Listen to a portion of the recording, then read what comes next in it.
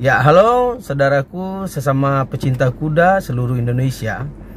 Saya Arif Loja. Hari ini saya ingin mengupload sebuah video yang dimana video ini semoga menjadi sebuah pelajaran bagi kita semua, bagi para pemilik, pelepas dan pecinta kuda, agar kejadian-kejadian seperti yang ada di dalam video ini tidak menimpa kuda-kuda kesayangan kita. Jadi sebelum masuk ke video, saya akan menarasikan terlebih dahulu agar teman-teman penonton bisa paham apa yang terjadi pada kuda yang tergeletak tak berdaya ini. Jadi waktu itu adalah hari Minggu. Seperti biasa kami melakukan tren rutin mingguan untuk memperkenalkan kuda-kuda baru dengan lintasan atau latihan rutin untuk kuda-kuda pacu yang sudah berpengalaman. Jadi biasanya di hari Minggu itu ramai, ada kuda dari beberapa daerah yang biasanya ngumpul di lintasan Lembah Karadompu.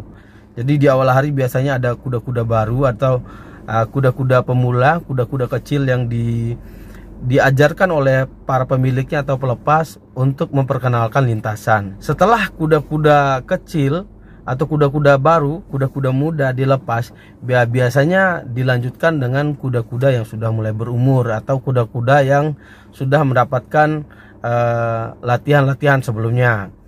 Di awal pelepasan kuda-kuda yang berpengalaman ini, saya lihat lancar-lancar saja dan tidak ada kejadian-kejadian atau tidak ada hambatan. Namun beberapa race berikutnya terjadilah kejadian yang ada di dalam video ini. Waktu itu ada sekitar 3 atau 4 ekor kuda yang dilepas oleh para pelepas atau pemilik kuda. Kuda-kuda tersebut dilepas dan berpacu. Namun ada 1 ekor kuda yang berhenti di tengah race atau sebelum sampai finish dia sudah berhenti di tengah lintasan. Kuda ini tidak mau berjalan sama sekali, berhenti total. Dan saya saksikan jokinya sudah berusaha memacu kembali kuda ini, namun kuda ini tidak ingin melangkah.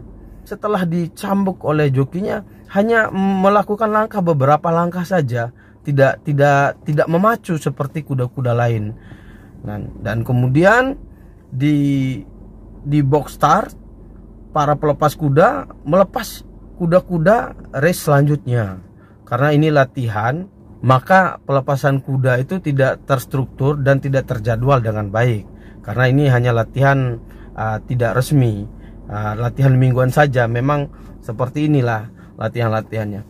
Jadi ada sekitar 5-6 ekor kuda waktu itu dilepas lagi oleh para pelepas dari box start.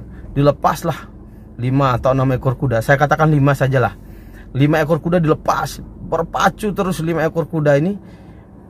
Sedangkan si kuda tadi yang berhenti di tengah jalan ini tidak kunjung berlari. Dia berdiri di tengah lintasan. Sedangkan dari arah belakang sudah datang tuh 5 ekor kuda dengan kecepatan yang tinggi. Kemudian semakin lama 5 ekor kuda ini semakin mendekati kuda yang berhenti tadi. Akhirnya terjadilah suatu kejadian yang naas itu. Terjadilah tabrakan yang sangat keras menurut saya. Dan jarak saya dengan kuda yang naas tadi itu, jarak saya sekitar, saya perkirakan itu sekitar 50 meter. Jarak saya dengan kuda.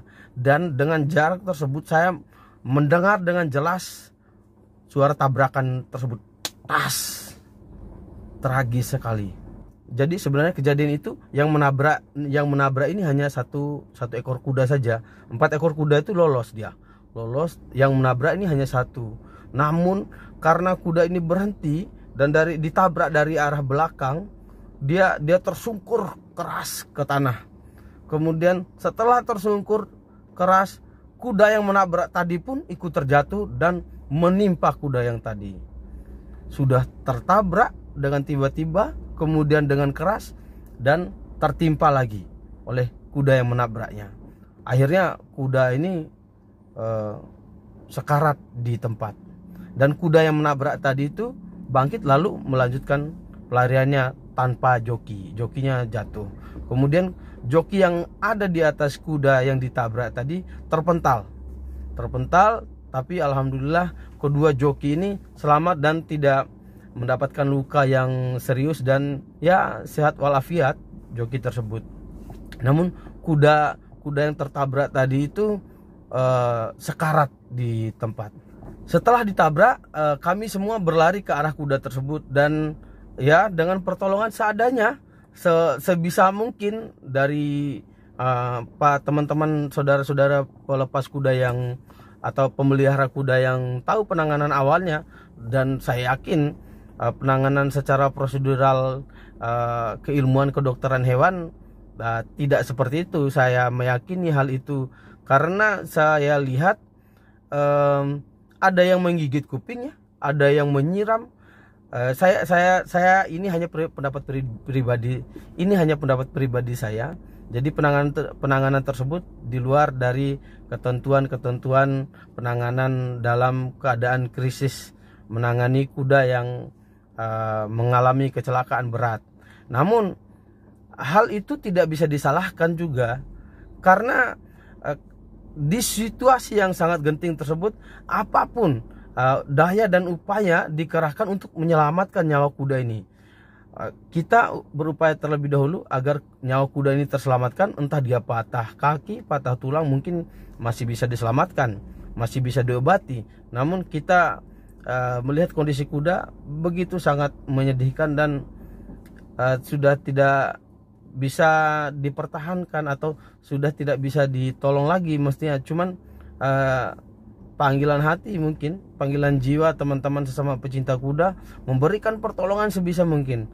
Namun pertolongan tersebut tidak membuahkan hasil sedikit pun dan kuda tersebut meninggal.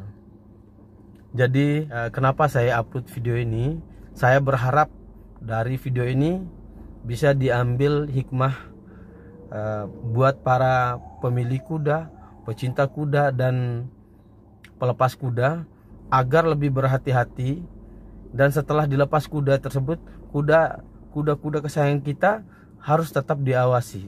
Jangan sampai kejadian seperti ini menimpa kuda-kuda kesayangan kita. Dan semoga ini adalah kejadian terakhir dan tidak akan terjadi kembali di kemudian hari.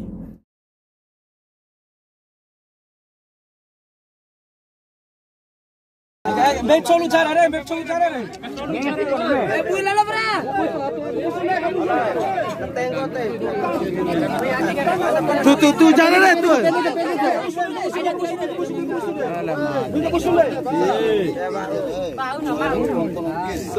Suramena pontono. Kampende kalau cara mah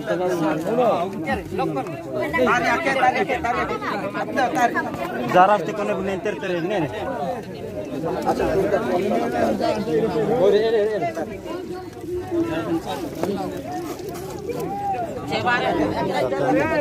Sata jara.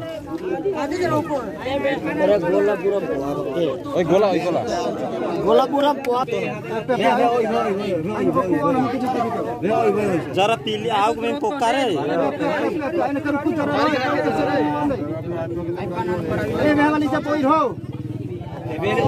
Oke saudaraku sesama pecinta kuda, sekian video singkatnya. Sekali lagi saya berharap agar kejadian-kejadian seperti ini tidak menimpa kuda-kuda kesayangan kita. Amin amin ya robbal alamin. Dan jangan lupa satu hal, jangan lupa subscribe channel ini untuk mendapatkan pemberitahuan video-video baru dari channel saya. Sekian, saya Arif Loja, sampai jumpa di video-video berikutnya. Assalamualaikum.